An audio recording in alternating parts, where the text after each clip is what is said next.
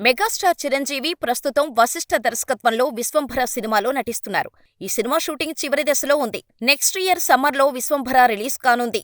ఇక ఈ cinema sets పై ఉండగానే మెగా సర్ప్రైజ్ ఇస్తూ కొత్త సినిమాను అనౌన్స్ చేశారు చిరు. దసరా సినిమా డైరెక్టర్ శ్రీకాంత్ ఓదెల దర్శకత్వంలో సినిమా అనౌన్స్ చేశారు. ఈ సినిమాను నేచురల్ నాని మరియు సుధాకర్ చెరుకూరి సంయుక్తంగా నిర్మిస్తున్నారు. ఈ సినిమా అనౌన్స్మెంట్ పోస్టర్తోనే మాస్ సంభవం లోడింగ్ అని చెప్పేశారు. ఇట్స్ బ్లడ్ ప్రామిస్ అంటూ చిరు ఓదెల చేతిలో చెయ్యేసి రక్తంతో ఉన్న పోస్టర్ మెగా ఫ్యాన్స్ కి ఫుల్ కిక్ ఇస్తోంది. ఇక మెగాస్టార్ ఈ ఒక్క ప్రాజెక్టే కాదు, నెక్స్ట్ సినిమాల కోసం యంగ్ డైరెక్టర్స్ ని లైన్లో పెట్టాడు. బాలకృష్ణతో భగవంత్ కేసరి, విక్టరీ వెంకీతో F2 వంటి సూపర్ హిట్ సినిమాలు అందించిన అనిల్ రావుపుడితో చిరు ఓ సినిమా చేయబోతున్నారు. ఈ సినిమాను షైన్ స్క్రీన్ బ్యానర్ పై నిర్మాత సాహు గారపాటి భారీ బడ్జెట్ పై నిర్మిస్తున్నారు.